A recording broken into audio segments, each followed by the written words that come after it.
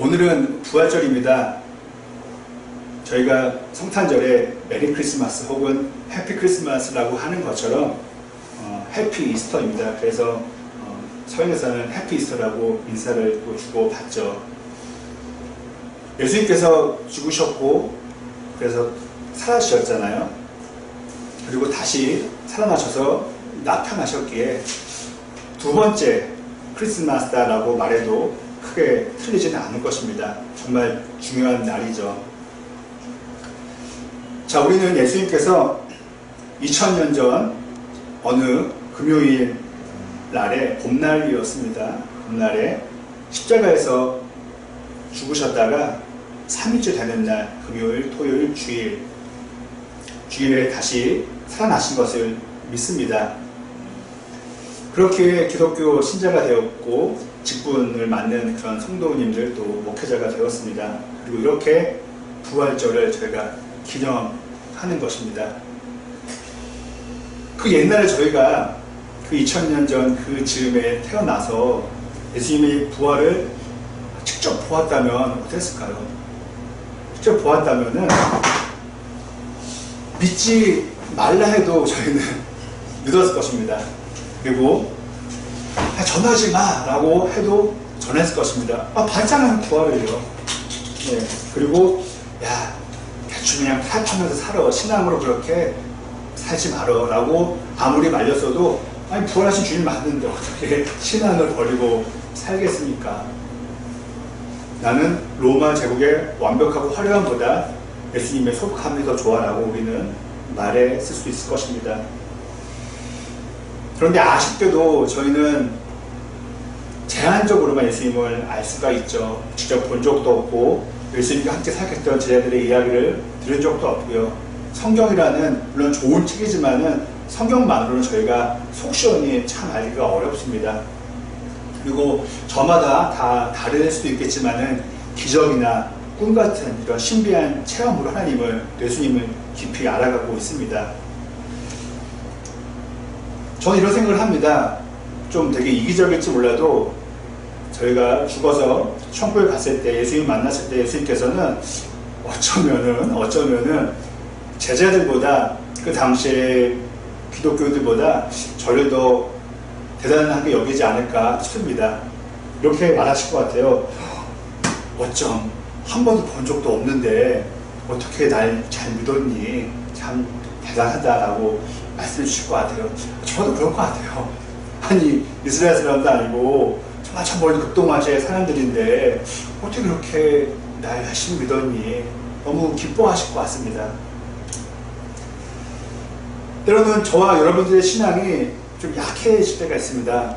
솜사탕처럼 부풀어 올랐다가 쑥 이렇게 작아질 때가 있습니다. 그것은 다른 사람의 이야기가 아니라 바로 저의 이야기입니다. 참 신기하죠.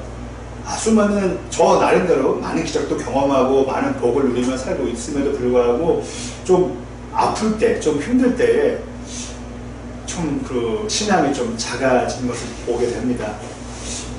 그러면서 지금은 좀 잘하네요. 그런데 예전에는 하나님과 좀 거리를 둔 적도 있었고 좀 멀어진 적도 있었던 것 같습니다. 기도할 시간에 친구들을 만나고 선배들을 만나고 기도할 시간에 물론 당연히 도움도 되지만 그 친한 사람들과 전화통화 막 1시간, 2시간 하고 하지만 기도는 막 1분, 2분밖에 안 하고 그랬던 적이 있었습니다. 하지만 지금은 정반대가 됐죠.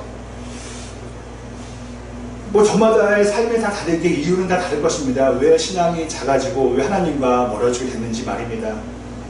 그런데요, 근본적인 이유를 저희가 함께 살펴본다면은 아마 그것은 부활하신 예수님을 진짜 믿지 못하기 때문이라고 생각합니다. 예수님을, 교회를 다녀도 예수님을 못 믿는 분들도 계시죠. 예수님을 믿어도 그냥 석가모니처럼 위대한 스승이었지라고 생각하시는 분들도 있죠. 제가 한번 일전에 말씀드렸나요?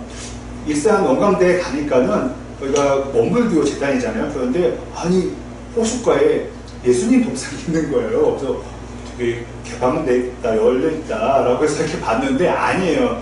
예수님 석상만 있는 것이 아니라 소크라테스부터 해가지고 수많은 성인들의 그 지혜자들의 그런 석상이 있는 거 보면서 그분들 보기에는 그냥 하나님의 아들이 아니라 위대한 스승이었다라고 여기는 것이죠. 감사하긴 하지만은 뭔가 좀 많이 부족하죠. 예. 그런 분들이 교회 다니는 분들 중에서도 아쉽게도 있을 수가 있죠. 부활. 예. 다시 일어나는 거죠. 부활. 이것을 저희가 좀 다른 것으로 해석해서 말씀드리면 이렇게 됩니다. 부활은 즉 죽음에서 생명. 맞죠? 예수님께서 죽으셨다가 살아나셨잖아요. 그리고 약함에서 건강. 제가 그랬잖아요. 4년 동안 병에 시달려서 정말 몸에 장애 나고 사는데 이렇게 건강하게 지내고 있습니다. 또 염려에서 평안으로 바뀌는 게 저희는 부활이라고 말할 수 있습니다. 사실 우리는 원래 염려를 하지 않았잖아요. 어렸을 때만 해도 늘 재밌게 살다가 나이가 들면서 이제 염려가 생긴 것이죠. 그리고 되게 중요하고 하지만 되게 좀 조심스러운 표현입니다. 가난에서 풍요. 근데 그 풍요의 기준이 다르기 때문에 어떤 분에게는 1,000만 원이 풍요일 수 있고 어떤 분에게는 야 그거는 아니야 100억은 돼야지라고 생각하시는 분도 계시지만 그래서 가장 좋은 표현이 이런 것 같습니다. 가난에서 가난하지 않은 혹은 만족함 이렇게 되지 않을까 합니다. 그리고 갈등. 저희 부부도 자주는 아니지만 갈등은 있을 때도 있습니다. 많지는 정말 않습니다. 하지만은 갈등일 때는 죽음이지만 평온할 때는 생명인 것이죠. 그리고 정말 중요한 것. 이 세상에서 천국으로 바뀌는 것이 부활의 하나의 과정이라고 말할 수 있는 것입니다. 지금 제가 나열한 것들을 정말 믿는다면은 아마 저희는 이론적일 수 있겠지만은 삶의 거의 모든 문제들을 해결할 수 있을 것입니다. 네. 부활을 믿으니까 또 좀 쉬운 말로 역전될 것을 믿으니까 저희는 인내할 수 있을 것입니다. 그리고 직접 눈으로 볼 수 있는 것이죠. 그럼 반대로 우리가 부활을 믿지 못하는 이유가 있죠. 그 무엇일까요? 물론 너나 왜 안 좋아해? 라고 말하면 정말 수많은 이유가 있겠지만은 왜 부활을 믿지 못할까요? 이것은 가장 확실한 것은 성경의 내용을 보면 저희가 자세히 알 수 있습니다. 바로 부활의 장면이 기록된 내용을 보면은 왜 부활을 못 믿나를 우리는 알 수 있게 된다는 것입니다. 오늘 본문에는 두 부류의 사람들이 나옵니다. 한 부류는 부활의 장면을 보았어요. 성경을 보면 예수님께서 부활하신 그 디테일한 장면은 안 나오는데 무덤이 비어있다는 것, 천사가 내려왔다는 것. 성경에도 예수님께서 어떻게 일어나셔서 그 감싸고 있던 이런 헝겊들을 풀어놓으셨는지는 자세하게 설명은 안 되고 단지 풀어놓으셨다만 나와 있습니다. 지진도 났고요. 네. 이걸 봤던 사람들이 있고요. 또 그 봤던 팩트를 전해 들은 사람들도 나옵니다. 그런데 제가 왜 웃냐면은 이 두 부류의 모든 사람들이 그 부활을 믿지 않았다는 것입니다. 그리고 봤으면서도 그것을 거짓말로 넘겼다는 것입니다. 그들은 바로 로마의 군인이었던 경비병들이었고요. 무덤을 지켰던 경비병들이었고 또 유대인 사회에서 가장 높은 위치에 있었던 제사장들보다 더 높았던 대제사장들이었습니다. 저는 어렸을 때 그냥 틀린 건 아시지만은 대제사장 막 불렀었는데 어느 순간 꼭 그게 좀 더 확실히 알고 싶어서 저는 좀 발음 맨날 틀릴 때가 있지만은 대제사장 이렇게 저는 말하고 합니다. 뭐 참고로 저희가 레미 제라블이라고 그런 영화와 소설을 알지만 실은 레 미제라블이잖아요. 그런 것처럼 저희가 좀 알고자 해서 제가 그렇게 요즘에 말씀드리고 있습니다. 제사장 중에서 높은 사람들이었죠. 제가 이번에 자료를 보니까요, 그 로마 경비병들의 수가 4명에서 16명이었다고 그러더라고요. 성경의 내용에다가 어떤 자료를 통해서 이렇게 본 내용입니다. 그러니까 적어도 예수님의 무덤을 지켰던 이들은 미니멈 4명이었다는 것입니다. 많게는 16명이었고요. 그들은 그 부활하신 장면을, 부활한 결과를 보고서는 그 성으로 들어가서 제가 말씀드린 높은 그룹에 있던 대제사장들에게 이야기를 했습니다. 그런데 그 대제사장들은 장로들과 의논할 끝에 이게 안 되겠다 싶었던 거죠. 그래서 거짓말을 꾸밉니다. 그래서 그들에게 이렇게 얘기합니다. 야, 거짓말을 해. 뭐라고 하냐면은 너희들이 잠깐 경배 쓰다가 졸았을 때 예수의 제자들이 와서 그 시신을 훔쳐갔다고 해 라고 말을 했다는 것입니다. 그렇습니다. 그 대제사장들은 예수님의 부활을 알았어요. 그런데 그것을 받아들이려고 하지 않았습니다. 왜 그랬을까요? 그들에게도 여러 가지 이유가 있었겠지만은 확실한 것은 그들 대제사장들은 예수님의 부활 없이도 잘 산다고 생각했기 때문입니다. 예. 이거 십자가 없어도 나는 떼스럽게 상관없었는데 잘 살기 있어 필요 없어. 이것이 된 것이죠. 제가 참고로 한번 생각을 해봐서 말씀을 드린 것입니다. 여러분, 이 제사장은 어떤 그룹입니까? 하나님과 사람들을 만나게 해주는 중개인 역할이잖아요. 그러면은 하나님도 잘 섬겨야 되고 백성들을 정말 사랑해야 되는 그런 그룹이잖아요. 그러면은요, 그 당시 어떤 시대입니까? 로마의 압제로 인해서 식민지를 살고 있는 힘든 시간이었잖아요.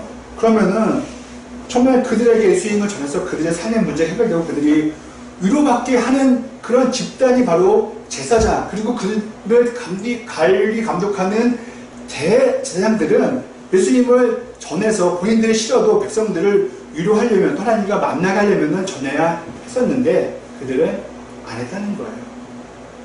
무엇입니까? 그들은 하나님도 말로만 사랑하고 백성들도 말로만 사랑했던, 좀 심하게 말하면 나쁜 사람들이었다는 것이죠. 그들은 인간에게 있어서 가장 복된 기회, 하나님을 정말 만날 수 있고 구원받을 수 있고 영생을 얻을 수 있고 삶이 변화될 수 있는 기회를 막은 거예요. 정말 나쁜 사람들이었습니다.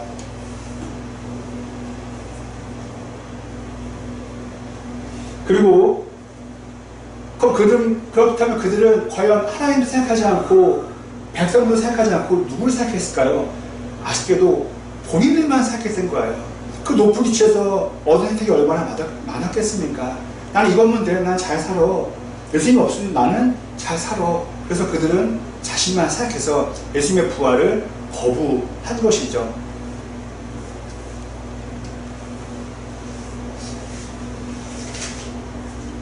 저와 여러분에게 이 말씀을 적용하면 이렇습니다. 하나님 없이도, 예수님 없이도 잘 살 수 있다는 생각, 이 생각은 오늘 본문에 나오는 잘못됐던 대제사장들과 같은 생각인 것이죠. 야, 돈만 있으면 편하게 사는데 왜 그걸 다녀? 왜 하나님 믿어? 이건 세상의 기준으로 보면은 맞잖아요. 예. 그렇게 된다면은요, 예수님은 전혀 필요 없는 존재가 되잖아요. 예. 그런데 그러한 존재가 부활을 했건 부활을 안 했건 그건 상관이 없게 여길 수 있는 것이죠. 자, 제가 질문 한번 드리겠습니다. 여러분들 마음속으로만 답해 주시면 돼요. 정말 저와 여러분에게 예수님은 어떤 존재가 되시는지요? 어떤 존재입니까? 반드시 있어야 하는 분, 딱 이분 아니면 절대 안 돼.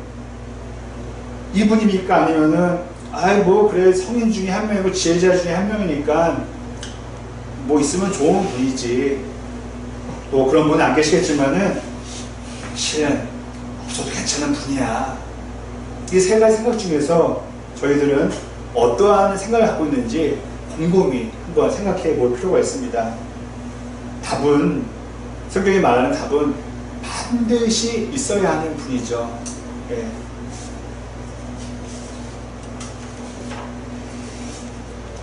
다른 사람은 몰라도 예수님을 믿는 저희 그리스도인들에게는 예수님이 반드시 있어야 하는 분이 되어야 하는데요. 추가적으로 저도 이 말씀을 드리고 싶습니다. 제가 그렇더라고요.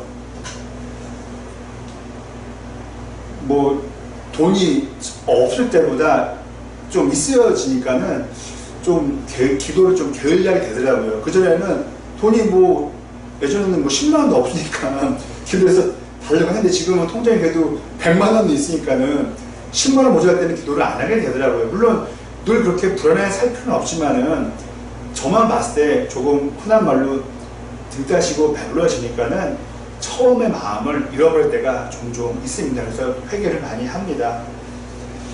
여러분들은 어떠신가요? 저희의 사회적인 위치가 올라가고 그로 인해서 돈이 많아지고 등등 좋아지는 게 많아진다고 해서 예수님에 대한 가치가 변해서는 안 되잖아요.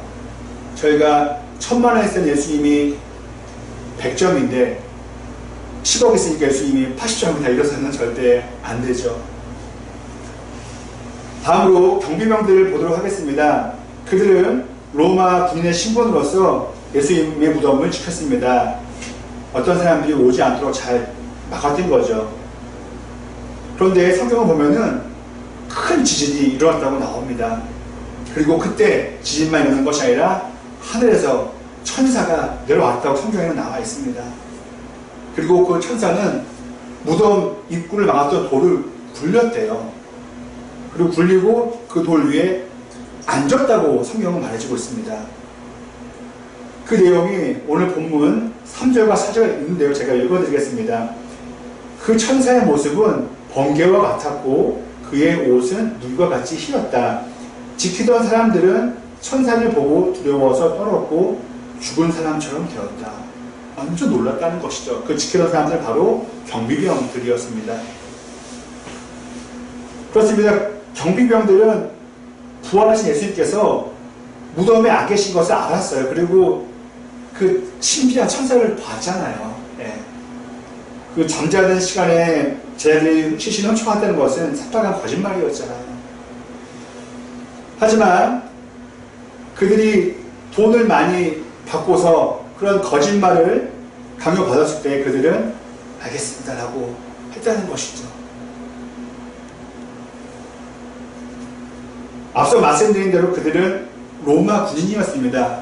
제가 그 당시 군인들 생활이 정확히 어디에 있는지는 알 수 없지만은 직업이 군인이었어요. 그러면은 제 생각에는 생활할 돈은 정부에서 받았겠죠. 아마 그들이 움직인 것은 정말 필요보다는 탐욕이 아니었을까 합니다. 탐욕 때문에 그들은 거짓말을 했습니다. 자신들을 살릴 수 있고 자신의 가족들을 살릴 수 있는 예수님의 부활을, 예수님의 복음을, 영생으로 인도한 예수님의 그 능력을 그들은 돈 때문에 포기했던 것입니다. 이 돈 때문에 복음을 좀 내려놓고 사역을 좀 내려놓고 신앙을 좀 내려놓는 모습이 저와 여러분들에게도 있을 수 있다는 것이죠. 제가 만일의 예를 들어보겠습니다. 만일 그 4명 혹은 16명의 경비병 중에서 한 명이 나는 이거 돈 중요하지만 나 이거 안 받고 진실을 말할래요. 당신들이 뭘 하면 나는 다른 데가 전할게요 라고 만약에 했다면, 내 가족에게만큼은 예수님을 전하겠어요 라고 했다면 어떻을까요? 그리고 베드로를 찾아가서 베드로님 실은 나 목격했어요. 예수님의 부활을요. 나 당신들과 함께 복음 전하고 싶어요 라고 말했다면 만약 가정하에 있는 로마 군인은 어땠을까요? 비록 그는 동료들보다 많은 돈을 못 벌었겠지만은 로마 정부에서 크게 출세하지는 못했다 할지라도 아마 그는 성경의 말씀이 맞다면은 그 어떤 로마 군인들보다 가장 복되고 평안한 삶을 살았을 것입니다. 그리고 그와 그의 가정은 다 구원을 받아서 하나님 나라로 갔겠죠. 예수님의 부활, 즉 기독교 신앙 때문에 저와 여러분들이 남들이 얻게 되는 큰 돈을 못 얻을 수도 있을 수 있습니다. 지난주에도 만났던 저희 부부를 소개해준 제 고등학교 친구가 있습니다. 갑자기 생각나서 말씀드리는데요. 그냥 딱 참 열심히 공부도 했고 잘 살았어요.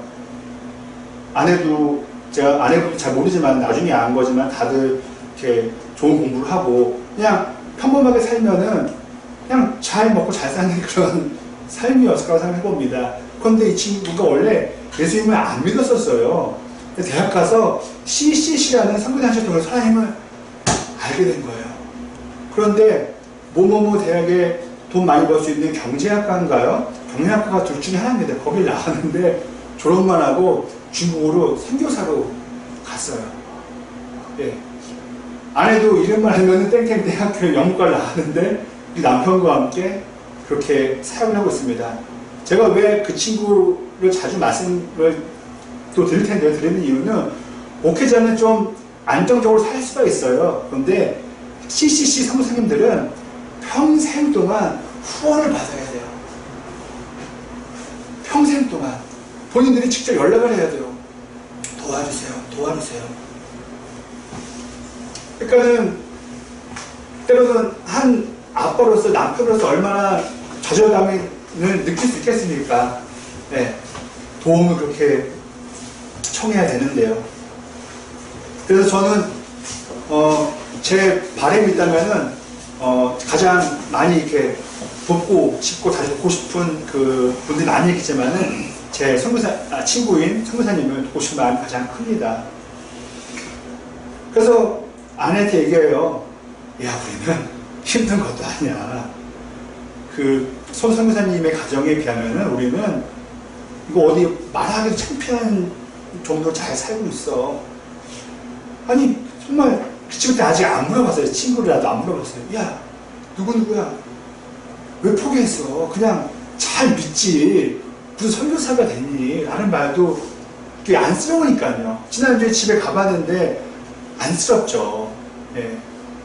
본인 집이 없어서 부모님과 함께 사는 거죠. 한번 생각해 보세요. 시댁과 함께 산다는 거 거의 너무 어렵지 않습니까? 왜 그들은 다 포기하고 그렇게 아무것도 없는 선교사로 살아가는 것일까요? 그들에게는 예수님의 부활 신앙이 있기 때문에 그런 것이죠. 목사라면은 100% 부활 신앙이 늘 있을까요? 아니죠. 흔들릴 때가 있습니다. 여러분들도 아마 그럴 거라 생각합니다. 그래서 성경은 끝까지 잘 믿으라고 얘기하고 있는 것입니다. 다시 한번 말씀드립니다. 저 여러분 모두 예수님의 부활절반이 아닌 1년 내내 평생 동안 정말 흔들림 없이 잘 믿었으면 좋겠습니다. 그리고 예수님의 부활하심을 정말 감사하며 곰곰이 생각하면은 그보다 더 큰 감사는 없죠. 그 감사한 마음 가운데 기뻐하기를 원합니다. 당연히 기뻐하겠죠. 그 감사가 있다면요. 그리고 감사와 기쁨이 있다면은 아까 처음 말씀드린 것처럼 하지 말라 그래도 우리는 전도를 할 것입니다. 감사하고 기쁜데 왜 안전하겠습니까? 그렇게 저희가 신앙으로 예수님 전하며 예수님 가운데 평안을 누리며 잘 살아가길 간절히 소망합니다.